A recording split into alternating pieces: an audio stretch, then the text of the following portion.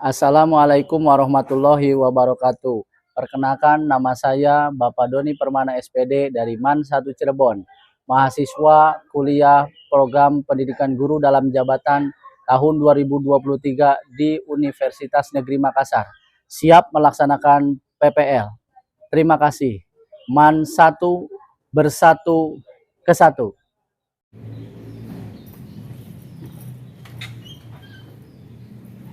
Assalamualaikum.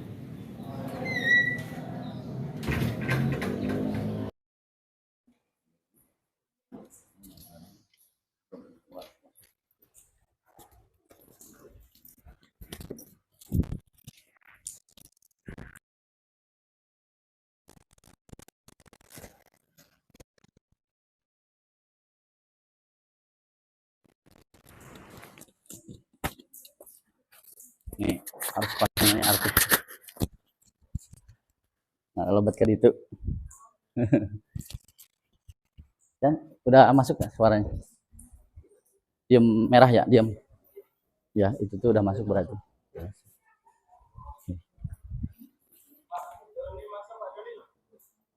Ayo kopi, saya udah ready, siap aja langsung ya? Apakah kita harus break out? Harusnya break out. Cara, Harus break out ya? iya caranya saya nggak tahu. Nanti saya nggak pindah, itu ya? Saya pindah nanti Bu Erina. Nanti. Oh, saya pindah. coba Pak Eko pindah.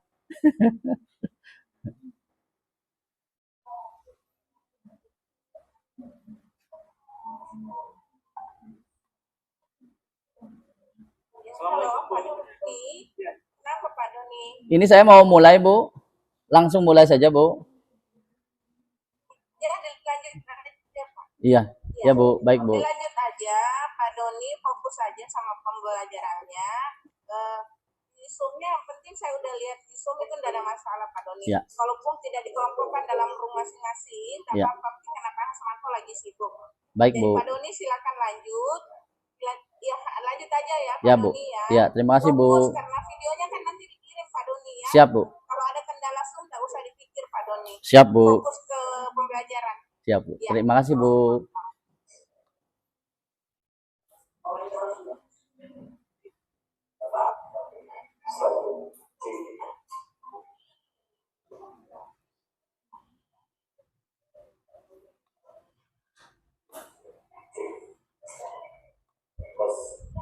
Bentar ya.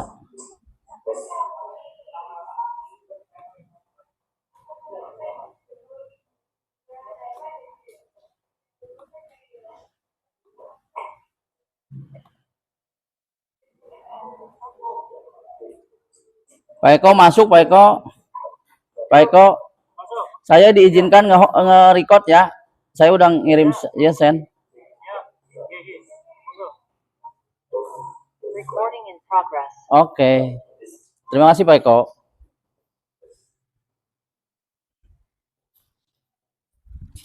Kita mulai. Saya mulainya harus dari buka pintu katanya. Ya. Mohon.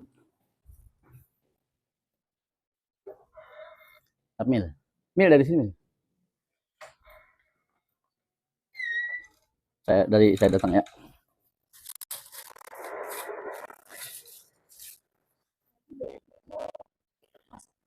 Ya.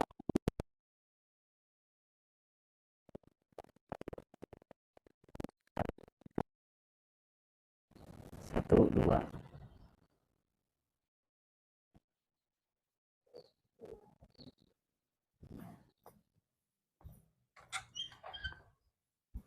Assalamualaikum.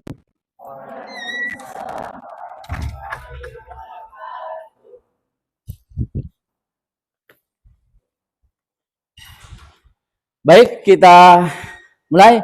Bismillahirrahmanirrahim. Assalamualaikum warahmatullahi wabarakatuh. Waalaikumsalam warahmatullahi wabarakatuh. Apa kabar? Alhamdulillah. Ya, semoga kita semua selalu diberikan kesehatan oleh Allah Subhanahu wa taala. Amin. Kelihatannya memang segar-segar nih. Egi, ya, auranya luar biasa, menggebu-gebu gitu ya.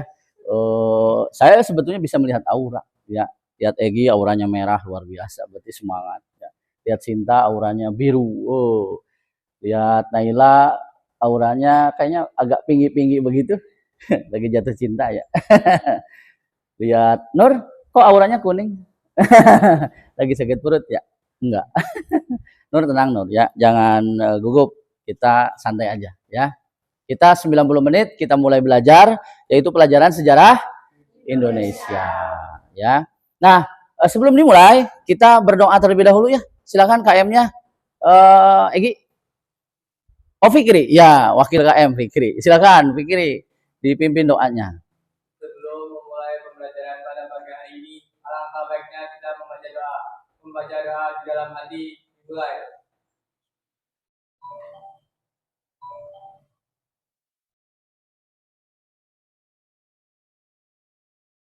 Berdoa selesai. Amin. Semoga doa kita, harapan kita semuanya memberikan kekuatan dan kita menjadi anak-anak yang sukses ya. Oke, saya akan ambil presensi. Saya akan present satu-satu ya. Tunjuk tangan yang hadir hari ini. Azetia hadir. Cantika hadiro. Emi hadiro. Muhammad Syafiq hadir. Zahid Zidan hadir. Jihan hadir. Hasanah hadiro. Laulatul hadiro. Muhammad Firmansyah hadir. Sampai mana tadi? Muhammad Firmansyah ya. Abdi hadir. Fikri hadir. Zaki hadir. Novel Mutolib Nur Maimunah oke. Nurul hadir. Sila ini hadir semuanya. Siti Tarbiyatul hadir. Velan Egi hadir. Vira hadir. Alhamdulillah semuanya hadir walaupun jumlahnya hanya 20 sampai 25 orang. Tidak apa ya. Oke. Hari ini kita akan belajar sejarah Indonesia, tapi saya sebelum belajar kita pengen konsentrasi dulu. Ya, salah satu syarat atau beberapa syarat untuk konsentrasi itu biasanya yang pertama harus rapi. Duduk tuh harus rapi kalau mau belajar tuh ya. Makanya silakan rapihkan tempat duduknya ya. Kalau ada sampah di bawah kolong meja dibuang ya. Kalau habis makan dibuang gitu ya. Ini minuman nggak apa-apa, ada minuman. Kemudian kita bikin komitmen bahwa hari ini belajarnya kita harus konsentrasi. Makanya handphonenya tetap di depan mejanya masing-masing. Jangan sampai guru lagi menjelaskan, kamunya main handphone. Karena ada saatnya nanti ya pembelajaran saya menggunakan handphone. Ada yang mau ditanyakan sebelum dimulai? Ada yang mau disampaikan apa? Tidak ada. Oke, kalau tidak ada, biar lebih konsentrasi, kita main games dulu ya. Main dulu, siap ya? Saya sudah buatkan games, mudah-mudahan bisa bikin kamu konsentrasi. Nanti ketika saya klik, muncul gamesnya berupa tulisan warna-warni. Dan ada beberapa bentuk yang warna-warni. Tugas kalian adalah menyebutkan warnanya saja. Ingat, menyebutkan warnanya saja, nggak usah dibaca itunya, warnanya saja. Coba nanti begitu lihat itu tulisan langsung sebutkan warna serentak gitu ya, jangan mikir dulu. Siap ya? 1, 2, warnanya ya. Bagus. Oke, lanjut. Ya. Oke, masih konsentrasi. Terus biru. Terus oke, nih awas tuh. Bagus, semuanya normal ya, nggak ada yang beda warna. Oke, lanjut. Bagus. Terus? Bagus, nggak ketipu ya, masih pagi. Awas. Ini? Ini? Awas. Ini?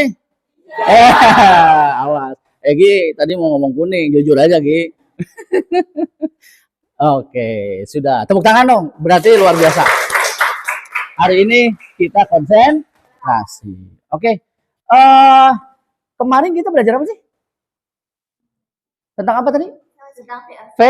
VOC. Terakhir itu kita belajar tentang bagaimana keberadaan VOC di Indonesia. Ada yang masih ingat nggak VOC itu apa? Apa, Naila? Dari Belanda. Isinya siapa sih? Anggotanya siapa? Orang Belanda, para pelaut Belanda. Para pelaut Belanda yang kita kemarin pelajari itu kan banyak di Indonesia itu ya. Karena pelabuhan di Indonesia itu pelabuhan dagangnya banyak. Ada Malaka, ya kan? Terus ada Banten, ada yang sebelah timur, ada Maluku. Jadi banyak di situ, banyak kumpul para pedagang Belanda. Karena mereka berkumpul banyak, terjadilah perdagangan, persaingan. Sehingga biar persaingannya tidak menimbulkan hal-hal yang negatif, maka dibentuklah salah satu organisasi dagang. Isinya adalah para pelaut Belanda, biar kompak. Namanya VOC. Coba saya mau nanya ya, tahun berapa VOC didirikan? Ayo. Kadang-kadang tahun itu lupa. Tahun 1000 kok 900? 1600 berapa ya? 1602. Makanya pada saat pembelajaran direview dulu. Biar apa? Biar ingat, biar nyambung. Begitu. Jadi kemarin itu kita sudah belajar tentang VOC. Satu lagi pertanyaan saya tentang pelajaran kemarin. Coba, udah banyak yang udah belajar ya. VOC itu kemudian bangkrut. Ya, kenapa VOC bangkrut? Ngacung yang berani, satu orang. Ayo, Santi, Sinta.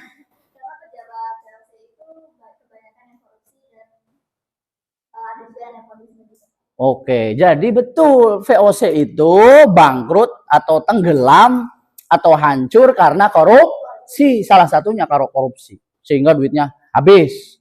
Apa makna pembelajaran kemarin? Kalau negara kita juga banyak yang korupsi pejabatnya, maka lambat laun negara kita akan hancur, bisa bangkrut. Nah, setelah kemarin kita belajar tentang VOC, maka selanjutnya kita akan masuk pada periode setelah VOC, yaitu masuknya kebijakan pemerintah kolonial di Indonesia. Saya sebut pemerintah kolonial, kenapa? Karena di situ ada pemerintah kolonial Belanda, ada pemerintah kolonial Inggris. Jadi ada dua bangsa. Begitu, ya. Nah, yang hari ini kita pelajari fokus adalah hanya pada dua kebijakan pemerintah kolonial, yaitu kerja paksa sama sewa tanah. Nah, setelah belajar hari ini, apa yang akan kita dapat? Satu, nanti setelah kamu belajar, kamu bisa menguraikan latar belakang pelaksanaan kerja paksa pada masa Gubernur Jenderal Herman Willem Daendels. Itu kerja paksa Rodi, ya. Kemudian kalian bisa menentukan tujuan utama. Kenapa kebijakan kerja paksa ini diterapkan oleh Daendels? Yang ketiga, bisa menghubungkan kebijakan kerja paksa itu dengan kebijakan pemerintah Daendels yang lainnya di bidang-bidang pertahanan, keamanan, politik, dan seterusnya. Itu yang pertama. Yang kedua, pada sewa tanah, kalian bisa menguraikan latar belakang kenapa sistem sewa tanah diterapkan oleh Thomas Stanford Raffles dari Inggris, kalau tadi dari Belanda. Kemudian bisa menentukan tujuan utama penerapan sistem sewa tanah pada masa Gubernur Jenderal Thomas Stanford Raffles. Dan terakhir bisa menguraikan apa hambatannya. Kemudian sewa tanah ini gagal, sama Raffles itu gagal, nggak bisa diterapkan. Nah, itu pembelajaran hari ini. Bagaimana cara belajar hari ini? Saya ingin kalian menggunakan mind map. Kalau kemarin kita diskusi, hari ini juga pakai diskusi, tapi kita awali bahan diskusinya dengan membuat mind map. Ada yang pernah bikin mind map? Kalau mau tampil gitu bikin mind map dulu. Pernah ya? Setidaknya secara sederhana peta konsep lah mind map itu. Kalian bisa belajar di situ, ya. Apa itu mind map? Peta konsep atau peta pikiran ini dikembangkan oleh Tony Buzan. Ya, dia mengembangkan bagaimana teknik mencatat. Jadi apa yang kalian baca kemudian dicatat secara kreatif. Kenapa kreatif? Ini bisa diwarna-warni. Ini saya yang bikin. Berikutnya kalian yang bikin, bukan saya. Begitu. Ya. Nah, ini mind map. Mind map terdiri dari yang paling tengah ini namanya adalah pikiran utama. center di situ. Kamu mau bahas apa? VOC misalnya, yang tadi kita bahas. VOC itu mau dibahas berikutnya adalah sub pokok pikiran, latar belakang. Oh, latar belakang VOC itu karena ada persaingan dagang untuk memperkuat maskapai perdagangan di Belanda, kan gitu ya. Di Indonesia maksudnya, maskapai perdagangan Belanda di Indonesia. Kemudian namanya adalah Perserikatan Dagang Hindia Timur. Ini bagian-bagiannya, didirikan pada tanggal 20 Maret 1602. Ini cara bikin mind map. Kemudian berikutnya, struktur organisasinya. Siapa pemimpin tertinggi dari VOC? Oh, ada kelompok namanya The Heren 17. Kemarin kan belajar ya. The Heren 17. Apa tuh? 17 berarti apa? Ada 17. Kok 17? Karena karena orangnya 17-an, Pak. 17 tahun. Bukan. Karena jumlahnya 17. Saya dengar di belakang ada ngomong, jumlahnya 17. Ya. 17 orang. 17 orang itu siapa? Pemilik modal. Nah, ini kalian tulis. Nah, membuat mind map itu harus searah jarum jam. Gak bisa kamu latar belakangnya di sini, strukturnya di sini, hak wewenang ke sana, gak bisa. Harus sesuai dengan ini. Karena katanya sistem kerja otak itu sesuai dengan arah jarum jam. Dan dalam mind map ini kenapa disebut kreatif? Karena menyisipkan gambar-gambar. Ya, barangkali kalau kalian nulisnya bikin mind map-nya manual di kertas, gambarnya mungkin gambar sendiri. Kreatif itu makanya. Nah, hari ini saya ingin kalian bikin mind map-nya menggunakan aplikasi. Karena perkembangan teknologi, mind map tidak hanya bisa dibikin manual, tapi luar biasanya bisa dibikin secara digital. Bawa HP semuanya? Minggu kemarin sudah saya minta X-Men-nya diinstal kan ya. Coba diacungkan HP-nya sudah menginstal X-Men, buka Play Store-nya. Tuliskan X-Men, jangan diklik dulu, instalnya barang aja. Perlihatkan aja tuh ada. Oh, nanti biar masuk kamera. Coba lihat tuh, ada ya X-Men ya. Sudah ya. Minimal nanti per kelompok sudah ada, karena nanti tugasnya adalah per kelompok, satu mind map, begitu ya. Nah, ini kan mencatat kreatif. Nah, selain kreatif, pakai X-Mind ini, mind mapnya bisa di-share ke teman kamu nanti. Mind mapnya itu bisa di-share mind mapnya. Nanti setelah kalian jadi mind mapnya, di-share lah ke saya. Nanti saya tampilkan nih buatan kelompok 1 mind mapnya begini. Nih kelompok 2, nanti juga kalian ke depan berceritalah tentang mind map kamu. Begitu ya. Nah, ini bentuknya seperti ini. Central topik, ada main topik, ada subtopik. Kalian nanti bisa dibuka di handphonenya masing-masing. Siap? Siap. Saya pengen jawabannya yang serentak. Siap? Siap. Bagus. Tepuk tangan dong buat anak-anak hebat MAN 1 Cirebon. Sebelum saya lanjutkan, ada dulu pertanyaan. Pak, nggak paham gitu? Nggak ada? Luar biasa. Berarti paham semua ya. Nah, jadi balik lagi ke sini ya. Nah, nanti searah jarum jam. Mind map seperti apa yang harus dibikin hari ini? Ini temanya. Kemarin saya sudah umumkan di grup kelompok 1, bla bla bla bla siapa aja anggotanya, 2 dan seterusnya. Kelompok 1, kebijakan kerja paksa. Nih bikin mind map tentang kebijakan kerja paksa. Kelompok 2, kebijakan sewa tanah. Mulai dari latar belakang, penerapannya bagaimana, tujuannya, sampai dampaknya, begitu ya. Nanti kalian bikinnya di kertas dulu, dicoret-coret dulu, jangan dulu di handphone. Kan nanti udah jadi, baru masukkan handphone, udah jadi di handphone, kirim ke saya. Bisa bentuk PNG, gambar, bisa PDF juga bisa. Ya, kelompok 3, kebijakan tanam paksa, dan kelompok 4 adalah kebijakan politik etis. Ya, jadi nanti kalian duduk per kelompok. Apa tugasnya? Setelah duduk per kelompok, nanti melakukan eksplorasi. Tapi sebelum saya jelasin sini, lebih baik kalian duduk dulu per kelompok. Silakan duduk dulu berkelompok. Yo, ininya boleh disatukan itu. Tenang aja, silakan.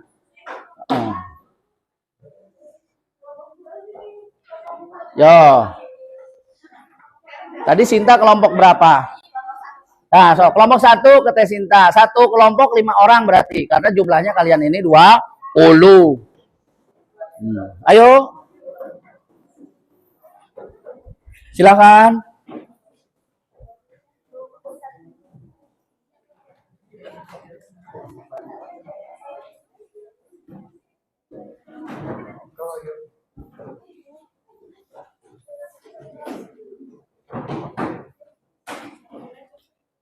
Silakan.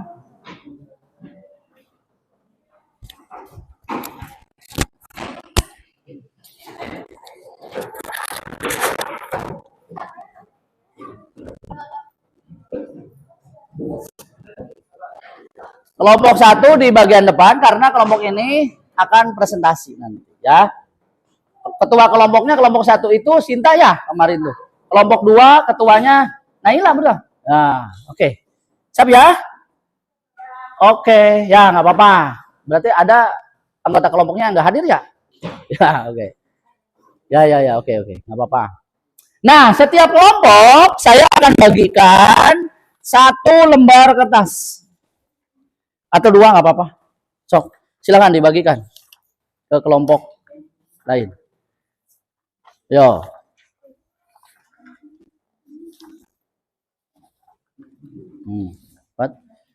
Kalau kurang nanti ngambil lagi. Juga saya sudah siapkan pulpen warna merah, biru dengan hitam. Oh, tiap kelompok ya. Oh, balikin lagi loh, ini pulpen saya. Loh, nanti kan buat buat pertemuan berikutnya, ya kan? Biar lebih mudah. Oh. Terus masih? Ini kelompok ini belum ya? Sok ambil aja sendiri. Biru. Nih. Grip. Sudah?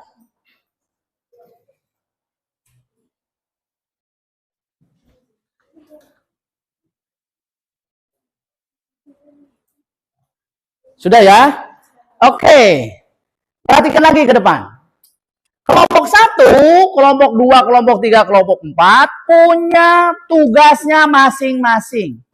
Untuk hari ini yang bertugas mengeksplorasi, mencari informasi begitu ya dari buku sumber itu dan berdiskusi kemudian presentasi hanya kelompok 1 dan kelompok 2. Kelompok 3 dan 4 tugasnya nanti bertanya. Jadi sekarang kelompok 3 dan 4 itu mengeksplorasi materi kelompok 1 dan kelompok 2 silang. Nah, pertemuan berikutnya baru nanti balik kelompok 3 dan 4 yang presentasi, kelompok 1 2 yang bertanya. Siapkan pertanyaan yang paling gampang. Yang paling susah. Ya. Siapkan kelompok 3 dan 4 nanti bertanya. Oke? Lanjut. Dari mana eksplorasinya, informasinya? Ya dari sini, dari buku paket. Kalian nggak ada di situ ya? Buku paket masih kurang. Ini ada saya. Nih. Sinta, aduh, ya. Kemudian juga saya sudah siapkan web belajar. Ada Google Site, udah saya bagikan di grup, ya. Penampakannya seperti ini. Mana nih? Aduh. Ini penampakannya. Kok jadi game? Ya, lihat aja di grup masing-masing ya. Nggak kelihatan ini. Karena oh ini. Nah, ini dia. Ada. Ini web belajarnya. Kalian bisa pilih dari web belajar saya ini. Kalau yang kerja paksa ya klik kerja paksa gitu ya. Di sini informasinya lengkap. Mulai dari gambarnya, orang yang menerapkan kerja paksanya ada, pendahuluan, ada penerapannya, dampak segala macam, bahkan ada fotonya. Ini kerja paksa. Tuh. Ya. Jadi dari situ. Ada pertanyaan sebelum dilanjutkan? Saya balik lagi ke slide. Nah, balik-balik. Nah, ini ya. Oke. Kemudian pembagian waktu. Kalian saya kasih waktu hanya 20 menit untuk bikin mind map, cari informasinya itu. Plus juga di handphone. Habis itu udah selesai, langsung ngacung, angkat tangan, Pak, saya sudah dikirim ke WA Bapak. Jadi udah nanti saya tampilkan. Ya, tiap kelompok. Kalau sudah semuanya baru saya tampilkan. 20 menit. Sesi presentasi nanti ke depan waktunya hanya 20 menit. Jadi satu kelompok hanya 10 menit begitu. Dan nanti di akhir ada post test ya, hanya 2 soal saja. Tenang, oke? Sekarang kalian silakan cari di buku informasi kelompok 1 tentang apa tadi? Kerja paksa. Kelompok 2 sewa tanah. Kelompok 3 dan 4 tentang dua-duanya tapi mencari membuat pertanyaan. Oke, silakan dimulai 20 menit dari sekarang.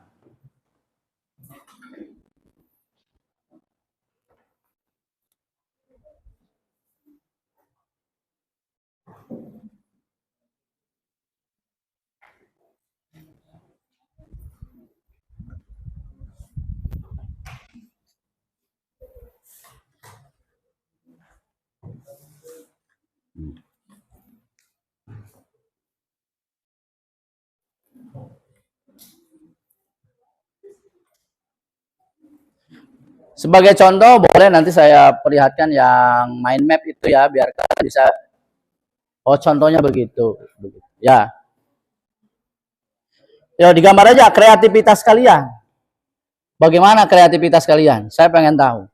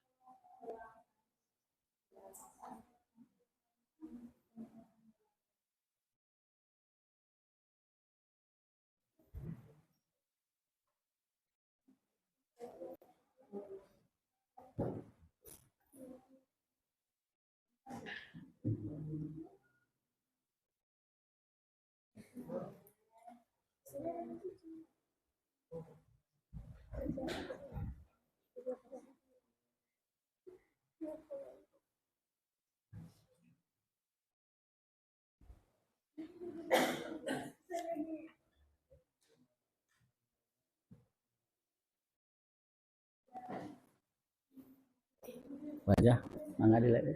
Mangga. Sambil.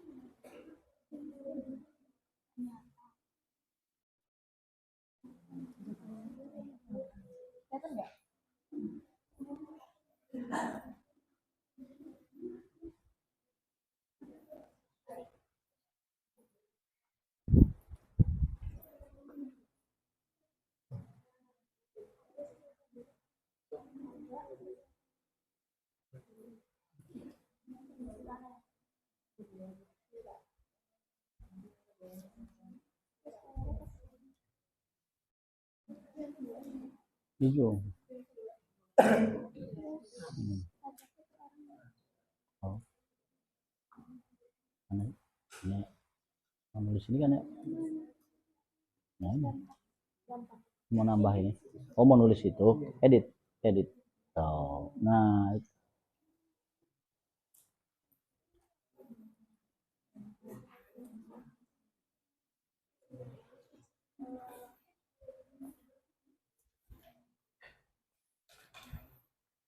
nah nanti ini. Oh, udah bagus. Tinggal warna-warnanya bisa pakai ini. Sama.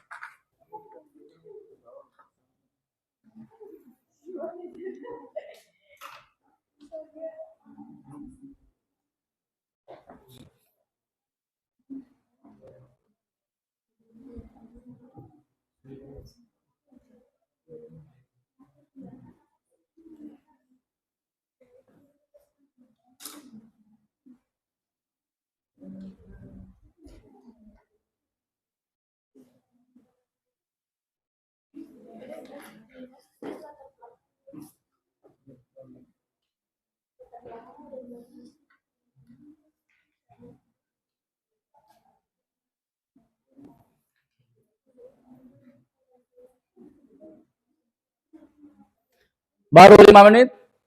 Masih ada waktu 15 menit lagi. Ya.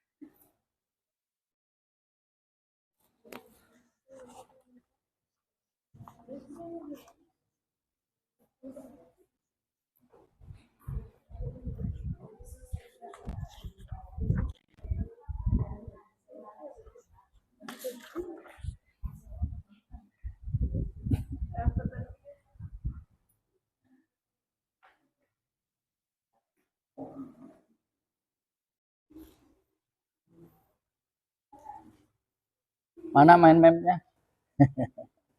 Oh, luar biasa. Kalau mau warna-warni pakai pulpennya itu.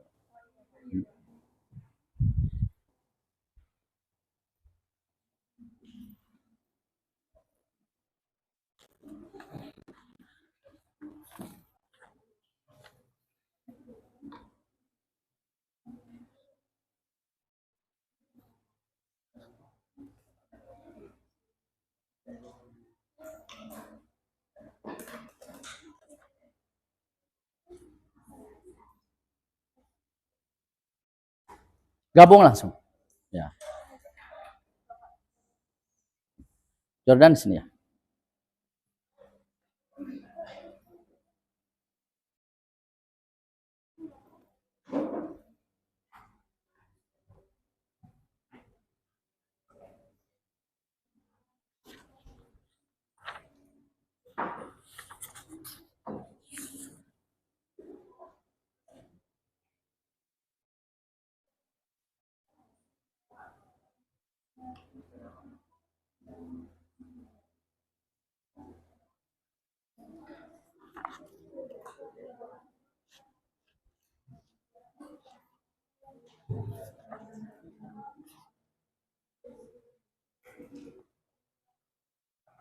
Buku.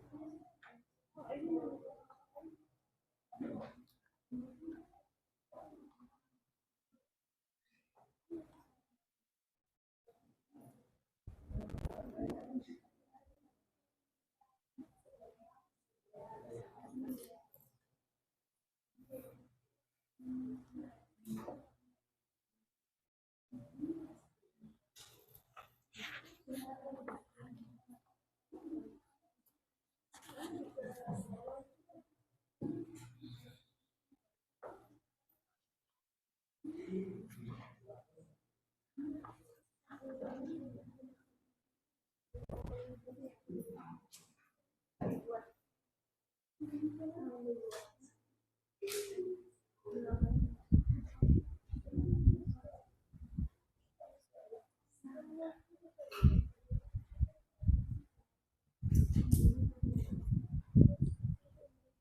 gini bagus mind mapnya nih. Egi lagi bikin mind map di handphone. Udah masuk ke handphone ya? Iya.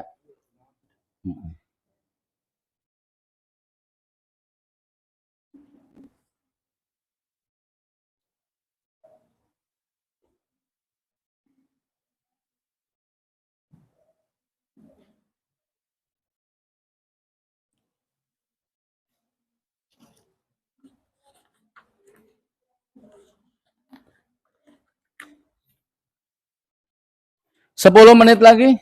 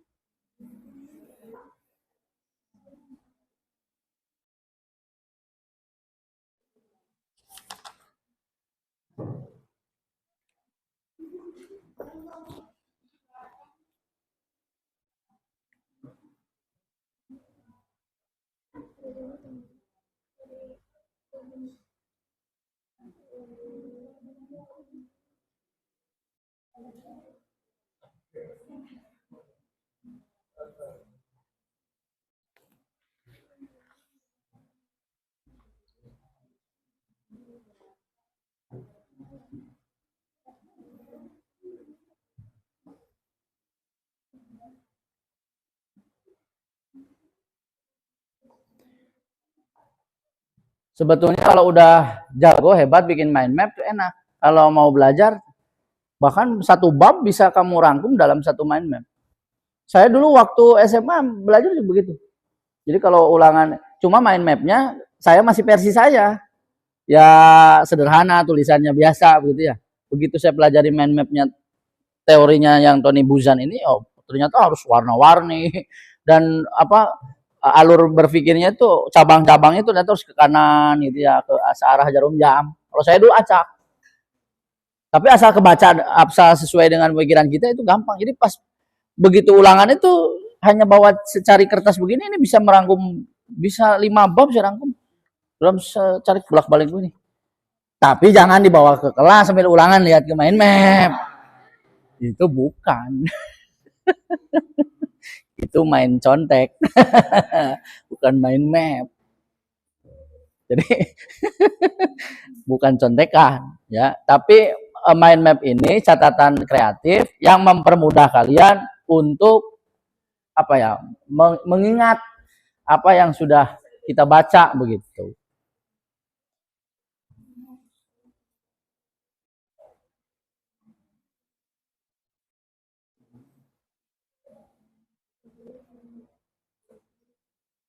Ini sangat apa ya? Sangat bermanfaat. Apalagi nanti kalau Wahyu misalkan nanti jadi manajer tuh mau tampil ya kan mengarahkan anak buahnya bisa pakai mind map. Bagus kan gitu ya. Pakai handphone sambil naik mobil kan Wahyu sambil santai jadi manajer kan pakai mobil.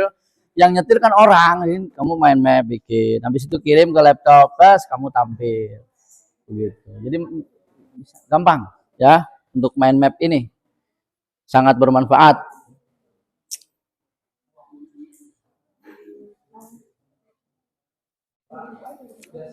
Sudah siap, Egi? Sudah kirim lewat pos? Jangan. Tuh ya, saya lihat nanti. Saya lihat nanti, bareng aja lah lihatnya ya. Biar sekalian. Kelompok berapa lagi? Kelompok 2 ya? Oke, berarti tentang sewa. Oke, nanti Egi berarti yang presentasi siapa? Nail. Nanti sekali-kali ditambah sama Egi ya. Nanti ada yang bagian jawab begitu ya, bagi-bagi tugas. Begitu. 5 menit lagi.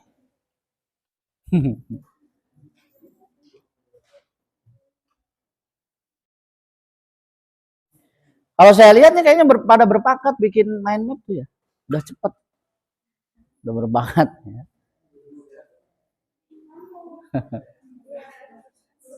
Cuma mungkin nanti harus ditambah kreativitasnya gitu ya. Kalau di handphone kan nambah kreatif tuh gampang, tinggal download fotonya kan gitu ya, disisipkan nanti. Gampang. Bahkan Xmind ini bisa menyisipkan video. Cuman begitu dikirim ke saya dalam bentuk PDF atau PNG, ya videonya nggak main. Cuman gambar doang, ya udah mending gambar aja. Itu nanti ditambah kreativitas bentuk-bentuk gambar lain.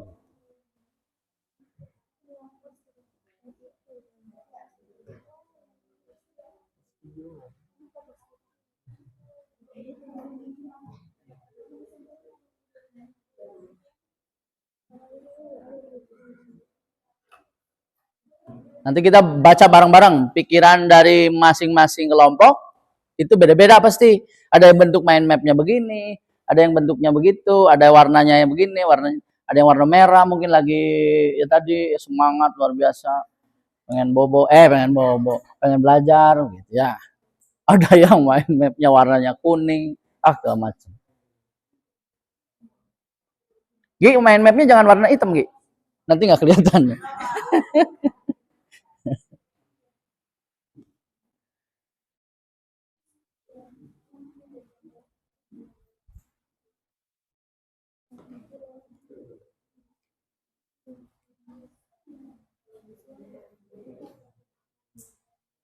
Ada yang sulit pada saat menyusun mind map? Apa yang sulitnya?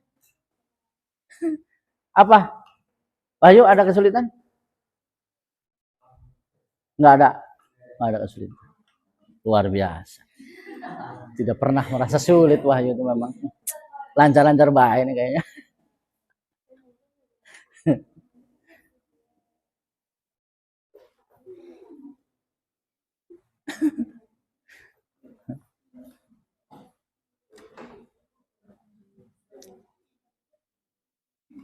Setelah ini bubar dari kelas, kalian boleh bikin main masing-masing di buku catatan, boleh, silakan. Kreasi masing-masing. Bahkan kalau saya lihat di YouTube tuh ada yang bikinnya manual pakai apa? Kertas karton, kertas apa namanya? Ya, asturo begitu, bikin ditempel. Nah, dan itu ditempel nanti di kamar. Di kamar. Jadi kamar itu penuh dengan mind map. Pingsan sekalian. Jadi tiap hari. Tapi sesuatu yang terlihat tiap hari itu akan mudah diingat. Dulu saya waktu mau belajar, pengen belajar hafal peta dunia, ya pertama peta Indonesia dulu lah. Ya, itu peta itu saya tempel di kamar. Di sebelah mana? Di pinggir tempat tidur. Atau di atas. Nggak ekstrim, di sini aja. Pinggir. Kenapa di tempat tidur? Karena kalau balik ke sebelah sini, kalau tidur kan Bobo suka balik kemana ini ya, pasti lihat peta. Tiap hari, kan Bobo tiap hari ya? Iya, tiap hari. Bahkan lebih banyak Bobonya daripada enggak. Kelihatan, itu tiap hari kelihatan. Maka akan lama-kelamaan kalian tanpa menghafal pun akan masuk. Jadi ketika di manakah provinsi apa? Tahu. Kalau sekarang kan ya yang ditempel di kamar tuh, gambar setan, gambar pocong gitu. Takut. Nah, ya, jadi di kamar punya kamar masing-masing kan? Tempel gambar-gambar yang memotivasi tokoh-tokoh Islam apa gambar kata-kata yang positif gitu. Mind map termasuk gambar. Besok nih atau bulan depan mau ulangan kimia misalkan atau ulangan sejarah susah nih bikin mind map dulu. Tempel di tempat tidur. Tiap hari tidur dia terus. Serius, nanti begitu ulangan kebayang mind mapnya itu. Oh, kebayang. Karena otak itu lebih mudah menyerap yang berbentuknya gambar, apalagi warna-warni. Makanya kalau belajar itu termasuk saya di kelas, kalau pakai spidol itu pasti saya pakai 3 warna. Warna apa aja? Merah, biru, hitam. Pasti. Gak enak saya kalau karena gampang nyerap otak dengan warna-warni. Apalagi ada gambar-gambar yang lucu, apa yang tetap ikonik itu masuk. Jangan ini fotokopi, buku paket fotokopi tempel ya sama aja. Mending dibakar bikin teh kopi sekali. Nah, jadi begitu ya. Ya kita sambil motivasi sambil bercanda ya. Oke, ini kelompok 1 udah dikirim. Oh, luar biasa. Kita lihat ya hasil mind map dari kelompok 1 dan kelompok 2 yang sudah dibikin barusan ya. Oke, sebelah mana sih? Ngirimnya kemana ya? Oh udah ini saya copy di sini ya.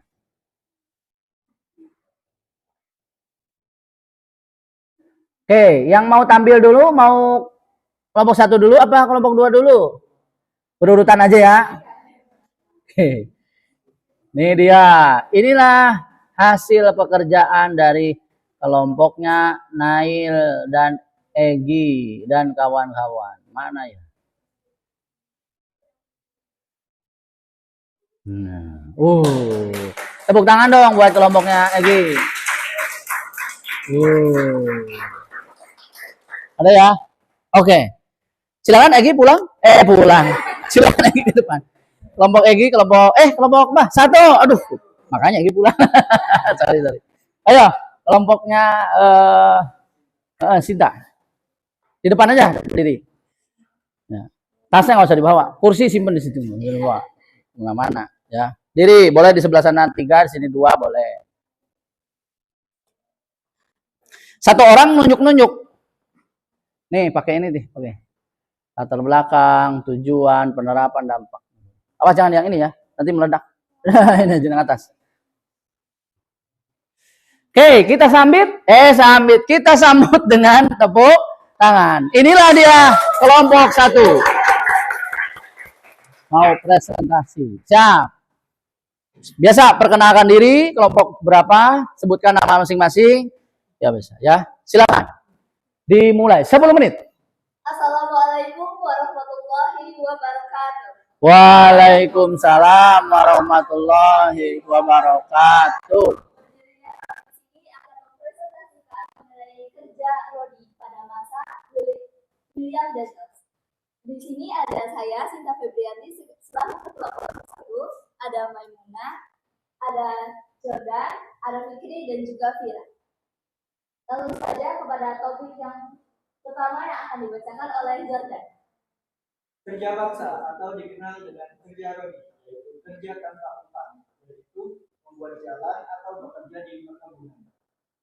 Latar belakang kerja bangsa Rodi terdapat pada pemerintahan Herman Dendels. Pada saat Belanda dikuasai Prancis, Louis Napoleon menunjuk Herman Dendels untuk memerintah Pulau Jawa. Tujuan dari kerja paksa Rodi adalah untuk memperkuat Pulau Jawa dari serangan Inggris. Kerja paksa dimaksudkan untuk mempertahankan transportasi dan pertahanan. Kerja Rodi berdampak kepada jalan yang baik, namun kesengsaraan dan korban jiwa itulah yang menyebabkan perburukan di masa William Dendels. Lalu penerapan Anyar Panarukan sebagai jalan pos yang terbentang 1000 km dan Batavia, perjalanan Batavia ke Bogor itu ditarif Rp30.000. Memakan biaya Rp30.000 ya? Iya. Untuk membangun dari Batavia sampai Bogor. Itu jalan pos. Oke. Tepuk tangan buat kelompok 1. Sebelum ada pertanyaan saya komentari dulu ya. Nah, ini bentuk dari mind map yang standarnya memang seperti ini ya. Nah, enaknya Xmind itu sudah terstandar begini. Ya, jadi kalian nggak bisa otak-atik. Jadi semuanya bentuknya sudah dari kanan ke kiri. Dan sini kelompoknya kelompok 1 ini sudah merangkum 4 hal. Jadi ini tidak bisa satu bab dalam satu tampilan begini. Ya, kerja Rodi, apa latar belakangnya, gitu ya, bahkan ada sampai tokohnya, bahkan ada fotonya sudah ada. Bahkan kalau ini ada di handphone kamu, enak banget. Ya, bukan enak nyontek, enak pada saat kalian belajar, memahami pembelajaran.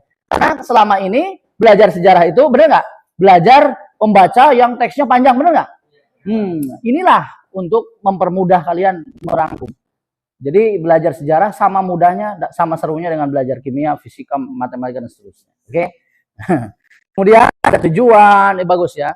Nah, cuman barangkali nanti bisa ditambah lagi, misalkan di penerapan kerja Rodi itu tidak hanya membuat jalan, tapi ada juga dipekerjakan di perkebunan lada. Jadi situ ditambah ya. Kalau dampaknya nanti ada baik, ada buruk, nanti jangan baik dan buruk, positif dan negatif gitu ya.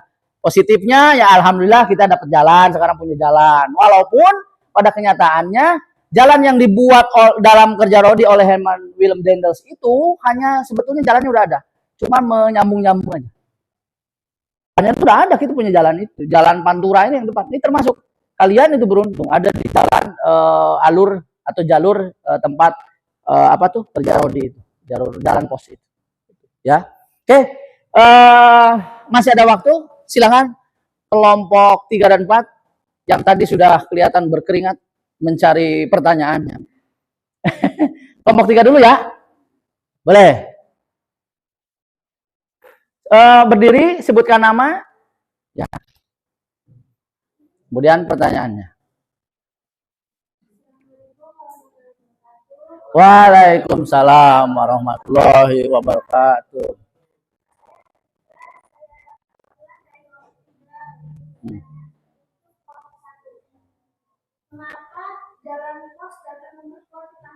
Oh, pertanyaan yang bagus. Tepuk tangan buat siapa? Ya, kelompok 3 ya. Kenapa kerja Rodi ini membuat jalan pos ini dari Anyer sampai Panarukan yang 1000 km ini bisa memperkuat pertahanan? Kenapa? Langsung dijawab. Luar biasa. Dan jalan itu juga digunakan untuk bantuan pasukan dan senjata. Iya. Bagaimana? Puas baik Pak lah. Kan namanya juga jalan pos. Kenapa disebut jalan pos atau posweg? Karena apa? Di setiap berapa kilometer itu ada pos pertahanan. Satu, kenapa bisa memperkuat pertahanan? Dan yang kedua, Daendels itu tugasnya diberi tugas itu ya oleh Louis Napoleon untuk mempertahankan Pulau Jawa dari serangan Inggris. Sehingga dia berpikir bagaimana caranya mempertahankan Pulau Jawa. Ya harus ada jalan. Untuk apa? Untuk tadi benar kata Nur, untuk mendistribusikan logistik, senjata. Kan tentara itu butuh senjata, benar nggak? Selain senjata apa lagi? Butuh makanan, benar nggak? Butuh seragam, butuh segala macam dukungan. Maka kalau transportasinya diperlancar dengan adanya jalan itu, maka pertahanan di Pulau Jawa akan semakin kuat dan memang kuat. Tadi positifnya balik lagi pada kita. Kita jadi punya jalan yang bagus dari dari barat sampai timur Pulau Jawa yang kemudian biasanya dipakai untuk mudik begitu. Kalau sekarang memperkuat mudik, bukan memperkuat pertahanan. Begitu ya. Oke, pertanyaannya bagus sekali. Pertanyaan dari kelompok 3, berapa? 4 ya? Dilewat aja lah. Oh ya. Silakan. Perkenalkan, nama saya Muhammad Ramadan dari perwakilan nomor 4 Ya. yang bertanya kepada nomor 1. Kan kerja baksa ternyata menggunakan uang. Kenapa masih menyengsarakan rakyat? Pertanyaan bagus. Tepuk tangan. Benar ya, di sini itu ada 30.000 ringgit. Tuh, kenapa masih menyengsarakan rakyat? Karena tidak ada uang dan hanya cukup sampai Bogor. Saya tidak ada uang. Maksudnya yang 30.000 ringgit itu habis dipakai apa ya? Habis 30.000 ringgit. Jadi habis. Nah, pertanyaannya bagus ya. Jadi menyengsarakan rakyat ya karena dengan penerapan apa kerja paksa Rodi ini pada kenyataannya rakyat nggak dapat uang. Padahal Dendels ini, saya baca di buku, Dendels ini dia sudah mengeluarkan uang 30.000 ringgit. 30.000 ringgit mungkin setara dengan berapa gulden? Kemarin itu 1 ringgit itu 2,4 gulden. Ya, kalau diuangkan sekarang ya nggak bisa perbandingan karena jauh waktunya ya. Pokoknya waktu itu besar uangnya, 30.000 ringgit itu. Sudah mengeluarkan biaya, tapi ternyata biayanya itu kan dikasihkan kepada pemerintah daerah setempat. Ada apa namanya? Bupati dikasihkan. Dikasihkan untuk apa? Dikelola, nanti diberikan kepada rakyat yang melaksanakan kerja Rodi. Ternyata tidak hanya habis, ya mungkin habis, tapi juga tanda kutip terjadi penyelewengan, bisa jadi terjadi korupsi. Ada nggak kasus begitu zaman sekarang? Jangan fitnah gimana? Banyak. Makanya jalan ya kan?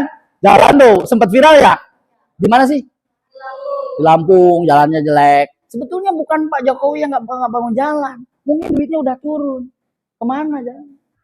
Nah, kasus-kasus seperti itu, makanya sejarah itu fenomenanya selalu berulang. Zaman dulu, Dendels punya duit untuk rakyat, silakan untuk membangun jalan. Ternyata sebagian dikorupsi, sebagian habis. Sama dengan sekarang, jalannya jelek. Tanda kutip, mungkin terjadi korupsi. Gitu. Jadi selalu kurang. Mudah-mudahan kalian yang ada di sini jadi pemimpin tidak melakukan korupsi. Kenapa? Karena yang sengsara adalah rakyat. Ini pertanyaannya. Tadi pertanyaan siapa? Wahyu. Tepuk tangan buat Wahyu. Keren. Nah, jadi 30.000 ringgit itu hanya sampai Bogor. Bahkan saya pernah baca, ini tambahan lagi ya. Masih ada waktu. Orang Cirebon itu dilibatkan untuk kerja paksa itu untuk membangun jalan yang belok-belok di Sumedang itu apa? Jalan Cadas Pangeran. Nah, itu orang Cirebon. Dan mereka hanya dikasih beras sama 1 kilo garam sama 1 kilo beras. Hanya sekali kasih. Maka di Cirebon itu banyak terjadi kelaparan. Banyak juga yang tewas. Berapa tadi yang tewas? Hampir 12 ribuan ya yang dicatat sama kelompok satu tuh.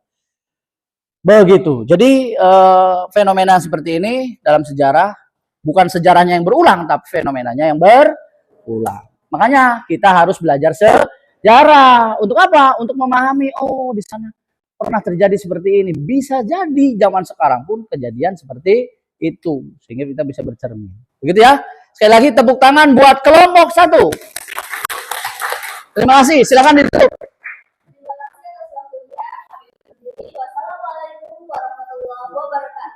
Waalaikumsalam warahmatullahi wabarakatuh. Terima kasih. Silakan duduk kembali. Oh ya. Baik, selanjutnya kelompok 2. Silakan kelompok 2. Siapa kelompok 2? Oh, kelompoknya Egi, luar biasa. Biasanya Egi suka qosidahan dulu sebelum cerita.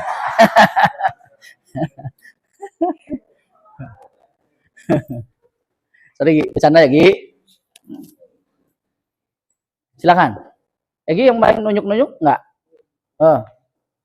Nail. Oke. Oh, ini belum dibuka, masih kerja Rodi ya. Bentar. Mana ya tadi dikirim Egi itu? Sewa kos-kosan ya? Oh, sewa tanah, salah.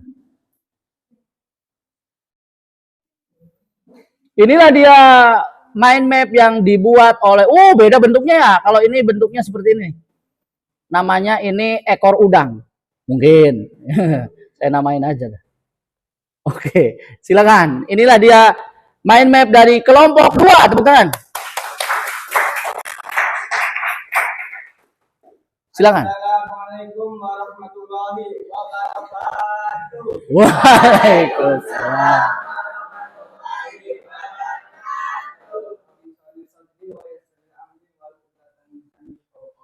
Yang saya hormati kepada Pak Doni sebagai guru saya, yang saya hormati kepada Bu Sumiati guru saya, yang saya hormati pula bagi siswa dan siswi yang juga mencintai saya.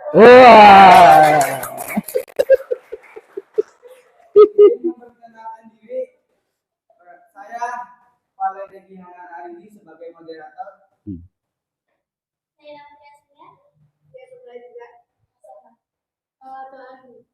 acara selanjutnya yaitu materi yang akan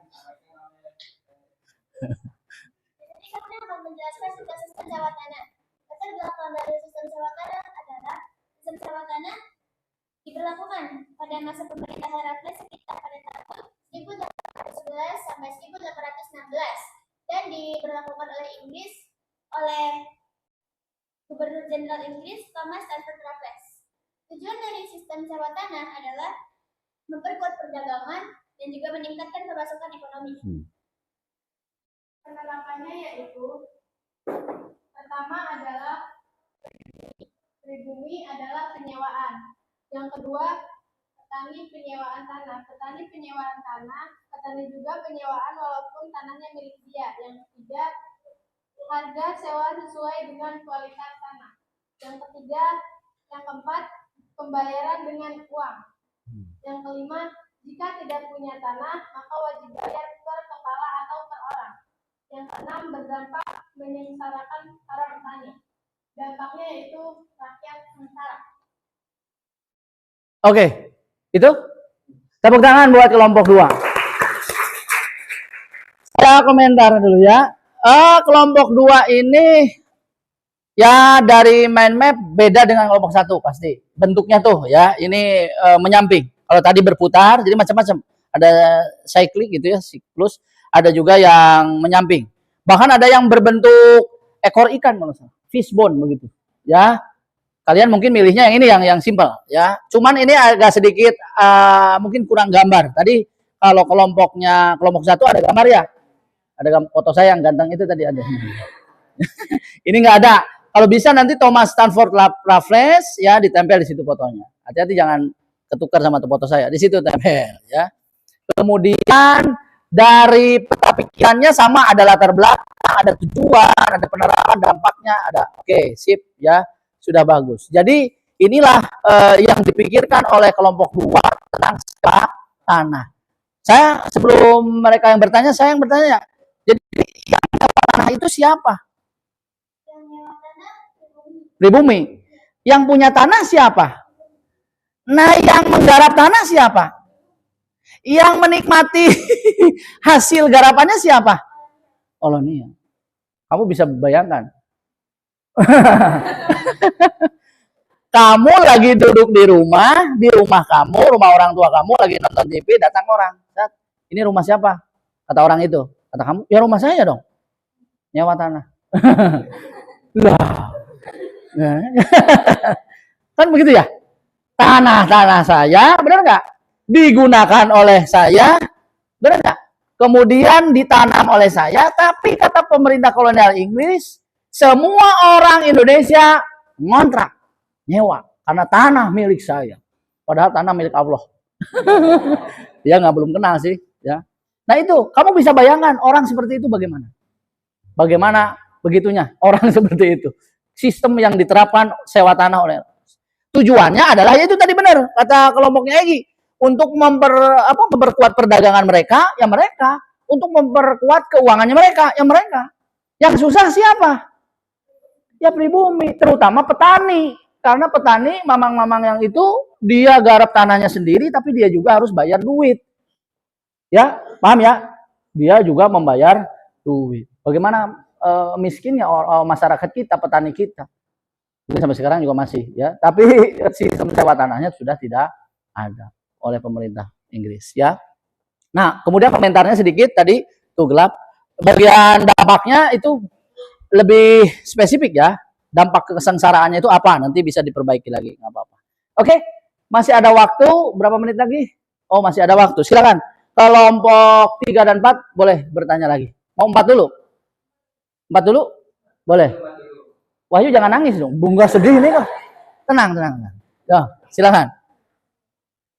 Perkenalkan, nama saya Dini. Saya dari perwakilan kelompok 4 ingin bertanya, apa dampak dari kebijakan sewa tanah? Oh ya tadi ya, yang saya tanyakan tadi, apa dampak sengsaranya itu seperti apa maksudnya begitu?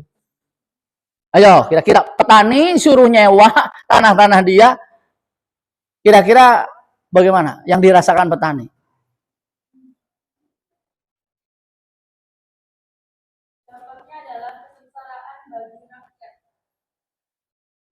Boleh dibantu yang lain? Atau kelompok lain mau bantu boleh? Nain? Boleh. Mereka dikasih ke kolonial, karena mereka juga harus mereka bayar ke kolonial. Jadi seakan-akan kalau mereka tuh habis buat kolonial, jadi kayak mereka makan apa? Nah, betul. Jadi seperti di Cirebon katanya lebih dari 10.000 petani masyarakat di Cirebon itu kelaparan gara-gara sewa tanah. Karena apa? Masyarakat tadi benar. Dia mengolah tanahnya, dapat duit dari situ, tapi duitnya harus diserahkan kepada. Dan ada hambatannya lagi. Orang Indonesia itu waktu itu belum semuanya menggunakan sistem duit. Uang belum. Tapi ada barter gitu ya. Kalau petani kan nggak pegang duit, dia pegangnya singkong, pegangnya bolet gitu ya, beras, pengen daging, tuker sama beras 2 kilo gitu ya. Sehingga mau nyetor duitnya bagaimana ke Raples? Orang yang ada bukan duit tapi barang. Akhirnya kembali lagi apa? Penyerahan wajib sistem kolonialisme yang awal lagi. Tetap aja para petani nyetornya adalah barang-barang, bukan lagi duit. Jadi sengsara banget. Jadi semakin luas tanahnya, bahkan petani semakin miskin. Apalagi tanahnya yang subur. Begitu. Harusnya semakin luas tanah, maka dia semakin kaya. Jadi kebalik, semakin luas, ya udah makin miskin. Oke, lanjutkan. Kelompok 3. Saya kalau dari kelompok 3 ingin bertanya, jika petani harus membayar pajak uang, terus uangnya itu dari mana? Nah, tadi sebetulnya udah saya jelaskan sedikit. Uangnya dari mana? Justru itulah dengan adanya beban pembayaran itu akhirnya petani semakin sengsara. Iya, karena uangnya nggak ada. Inilah yang menyebabkan kegagalan dari politik kebijakan dari sewa tanah. Nggak bisa. Karena apa? Orang Indonesia nggak biasa pakai duit. Akhirnya kembali lagi petani menyetornya adalah barang, beras gitu. Ya. Kemudian kan petani Indonesia itu banyak. Sedangkan Raples nggak bisa ngambil satu-satu. Akhirnya apa? Diserahkanlah kewenangan untuk ngambil beras dan seterusnya dari petani itu adalah kepala daerahnya masing, ya camat, ya tadi bupati, ambillah. Dia nggak bisa langsung. Jadi makinlah membuat petani kita itu makin sengsara. Tepuk tangan dong yang bertanya ini bagus-bagus bertanya. Bapak kembali bertanya, zaman sekarang ada sistem yang menyengsarakan petani.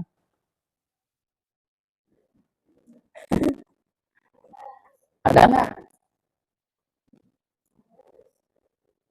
Ayo Jordan, kayaknya lagi ngomong-ngomong nih kayaknya. Kelihatan duduknya udah siap gitu, mau loncat. Yo, ini Jordan tuh hebat, ngomongnya luar biasa. Ayo, ada nggak zaman sekarang? Mana? Barusan ada yang ngomong, ada. Ayo, boleh. Ada apa? Di mana? Di film. Ya. Apa gimana Jordan?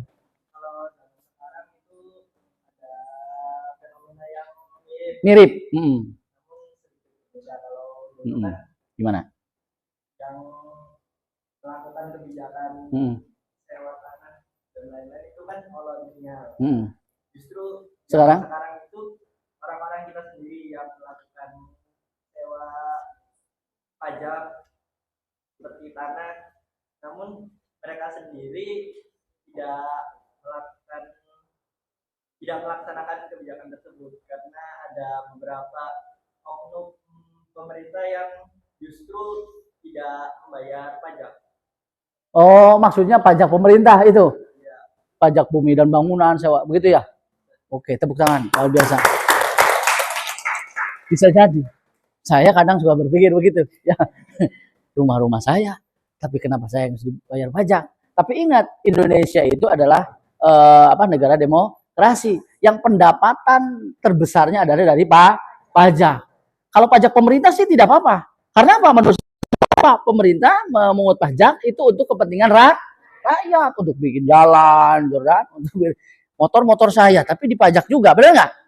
Yang naikin saya, yang jatuh saya, amit-amit, kan? Yang bayar beli bensin saya, tapi ya tetap harus bayar pajak. Tidak apa-apa karena Pak jelas itu penggunaannya. Yang berbahaya adalah duit pajak itu tadi yang Jordan bilang dikorupsi. Ada nggak? Banyak, bukan ada lagi. Yang melakukan itu siapa? Ya pegawai itulah yang melakukan itu. Sehingga menyelewengkan itu lagi-lagi dua kebijakan ini.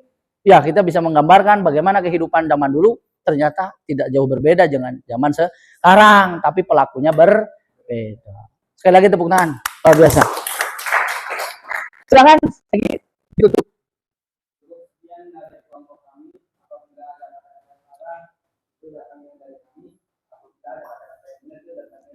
Wah, luar biasa. Subhanallah, luar biasa, Egi.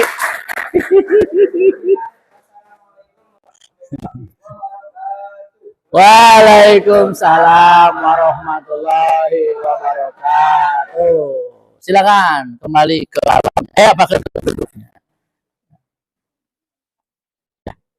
Oke, barusan kita kurang lebih 30 sampai 40 menit kita berdiskusi dan muncullah di situ inspirasi luar biasa ya, bahwa belajar sejarah tidak harus hanya belajar masa lalu, tapi kita bisa merefleksi, bercermin, ternyata apa yang terjadi pada masa lalu terjadi zaman sekarang. Pertemuan selanjutnya lebih seru. Nanti ada materi tentang apa? Tanam paksa. Rakyat kita dipaksa untuk menanam. Menanam apa? Ya tanaman. Nanti seperti apa kejadiannya? Ada politik etis yang hubungannya dengan pendidikan. Lebih seru lagi. Itu pertemuan selanjutnya. Sekarang masih ada kurang lebih 15 menit. Saya kembali lagi ke sini. Tadi udah presentasi ya. Ini presentasi, ini gambar-gambar yang berhubungan dengan kerja paksa yang ini. Ini membangun jalan ya. Ini gambar-gambarnya. Ini orang-orangnya yang dijadikan budak begitu ya. Ini bukan saya. Ini yang lebih tinggi pasti adalah orang Eropanya ya, orang Belanda. Kemudian ini sewa tanah, ini tanahnya perkebunan Belanda bersama. Ya. Kemudian tibalah waktunya kita memberikan kesimpulan. Ada yang mau memberikan kesimpulan tentang pelajaran tadi? Ayo. Kesimpulan bukan aman tidak aman. Jordan saya minta, simpulkan apa?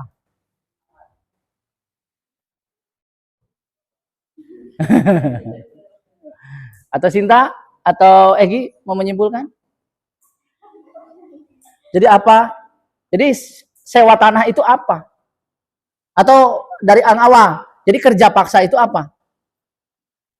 Kerja tanpa dikasih upah, dipaksa oleh pemerintah kolonial. Untuk apa? Untuk memenuhi kepentingannya sendiri, walaupun ada dampak positifnya buat kita. Dan terjadi juga zaman sekarang hal-hal yang seperti itu, ada korupsi dan seterusnya. Kemudian beralih ke sewa tanah. Apa itu sewa tanah? Kebijakan pemerintah kolonial yang menyatakan bahwa seluruh orang pribumi adalah ngontrak. Ya, seluruh tanah yang ada di Indonesia adalah milik pemerintah kolonial Inggris. Begitu. Sehingga petani menyewa tanahnya begitu. Dan pembayarannya berdasarkan tadi apa? Kualitas tanahnya masing-masing. Ya, mudah-mudahan pembelajaran selanjutnya kita bisa lebih bagus lagi. Saya ingin mind map-nya nanti lebih bagus lagi. Nanti yang tampilnya juga lebih hebat lagi, lebih heboh lagi. Pertanyaannya tadi udah luar biasa, mantap. Ya, untuk menguji pengetahuan kita, menguji pengetahuan kamu, saya siapkan latihan soal. Silakan buka di handphonenya masing-masing. Ya, saya sudah kasih di grup. Ya sambil handphone aja begitu, buka handphone aja. Ya. Nah, ini ada Google Form-nya.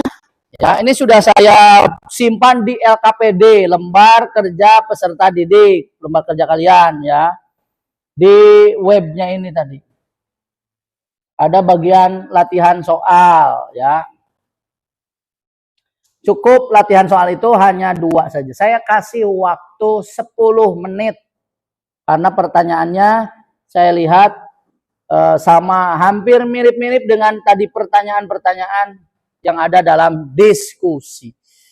Silakan, saya kasih waktu 10 menit.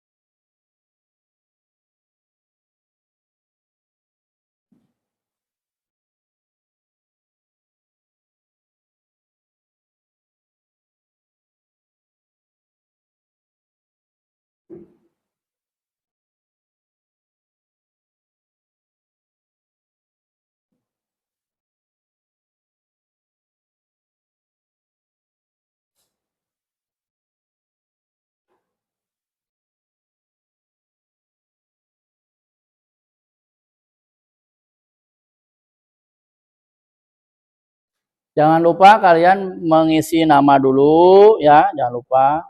Kemudian kelas, baru soalnya.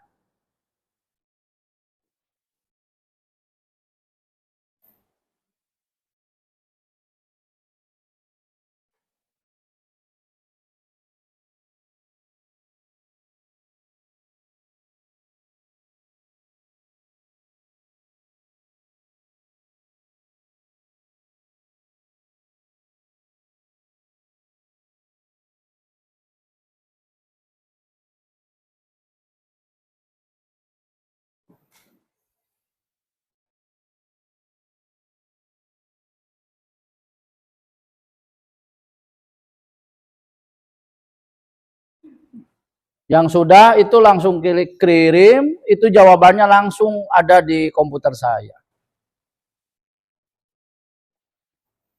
Hasilnya nanti akan saya share di grup ya. Atau nggak usah? Malu ya jangannya? Janganlah.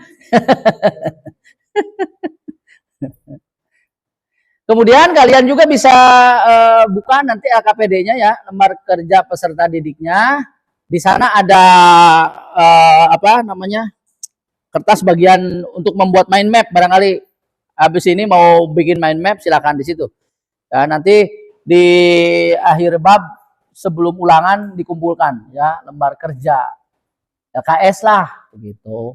Namanya LKPD, lembar kerja peserta didik. Kalian bisa kerjakan di situ, ada beberapa soal juga. Kemudian termasuk mind map di situ dibikin ya.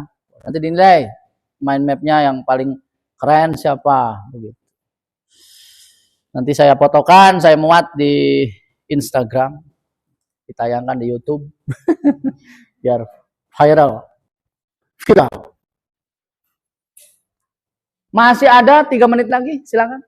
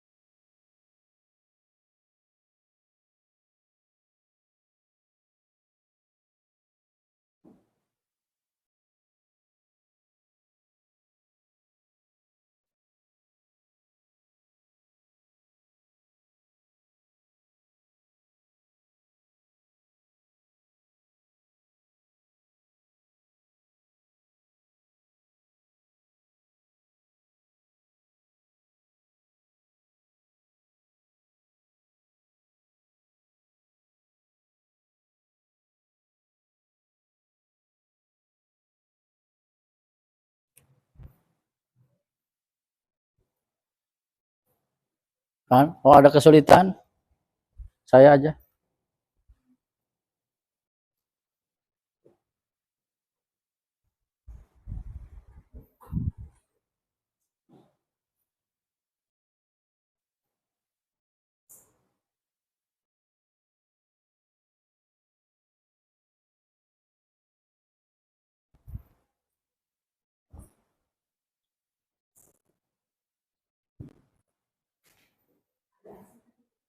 Iya.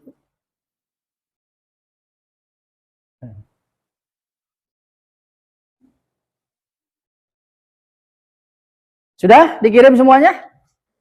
Oke, kalau sudah disimpan lagi HP-nya, kita tutup pembelajaran hari ini. Oke.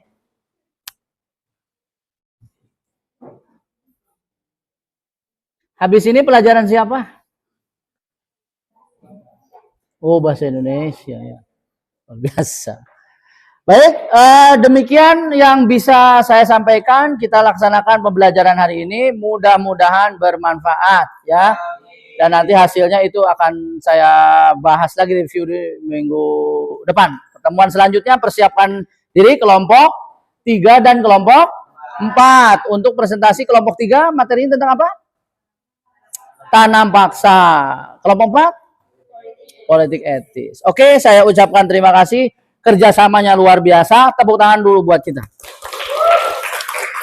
Dan saya ucapkan terima kasih kepada Bu Hajah Tati sudah menjadi observer dari pembelajaran kita ya. Terima kasih Bu Hajah. Barangkali ada yang mau disampaikan, Mangga?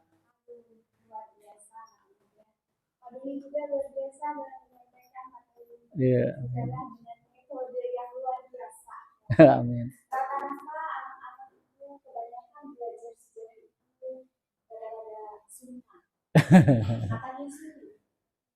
Tapi ternyata dari pribadi tadi dilihat semua kalian sangat antusias ya, memiliki keinginan yang luar biasa untuk tetap terus belajar sejarah Indonesia.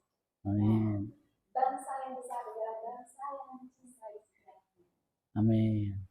Mudah-mudahan kalian semuanya dengan terus semangat belajar sejarah akan menjadi orang-orang yang akan senantiasa memperjuangkan masyarakat Indonesia, bangsa kita, agama kita tentu di bumi tercinta Indonesia.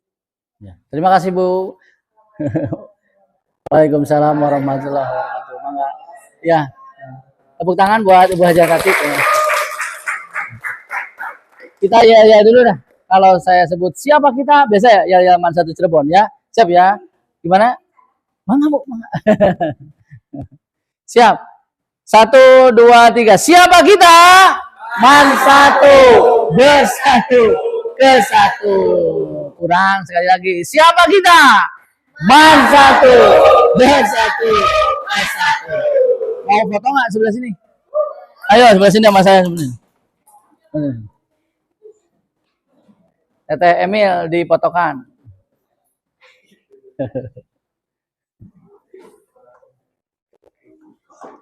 Oh, ini ya. Ini ya. Cinta matiin aja. Ya, terima kasih Bu.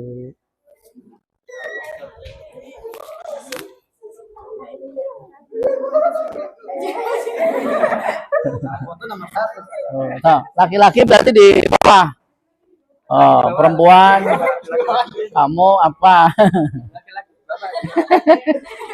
Bapak kan.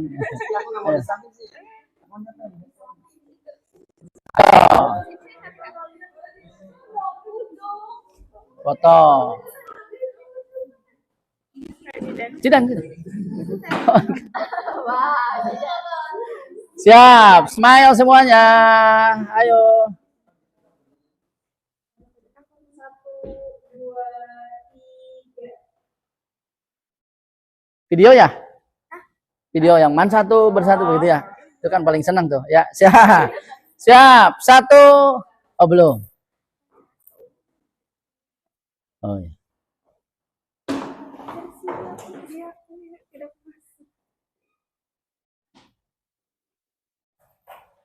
Siap. 1, 2, 3. Siapa kita? Man satu, bersatu, kesatu. Tepuk tangan.